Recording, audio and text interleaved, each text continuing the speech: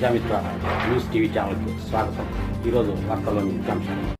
కడప నగరంలోని విశ్వనాథపురం సమీపంలో వెలసిన వేమానగర్ నందు శుక్రవారం రాత్రి అమర్నాథ్ రెడ్డి సరితమ్మ కుటుంబ సభ్యుల ఆధ్వర్యంలో శ్రీ అయ్యప్ప స్వామి అంబులం పూజను ఘనంగా నిర్వహించారు. అనంతరం భక్తాదులకు అల్పాహారాన్ని ఏర్పాటు చేశారు.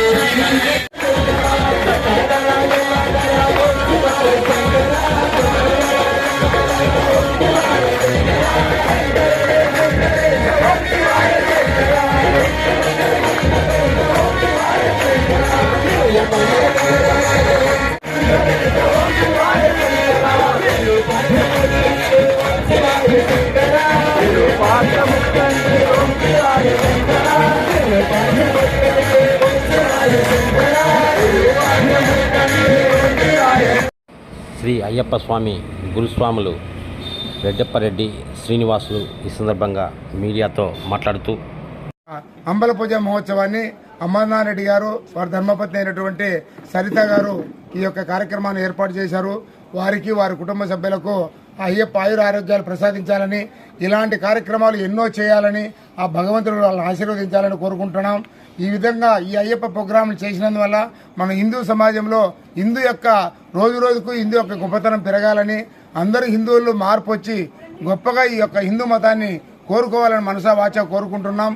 స్వామి శరణం, స్వామి శరణం అయ్యప్ప. తండ్రి గారు ఒక మాట అన్నారు, ఎప్పుడు ఏ శుభకార్యం మొదలుపెట్టినా మాకు వానతోనే స్టార్ట్ అవుతుంది, మళ్ళా ఎండింగ్ కూడా వానతోనే ఎండింగ్ అవుతుంది, కానీ ఆ పని పూర్తి అయ్యే లోపల వాన అనేది ఉండదని చెప్పిండు.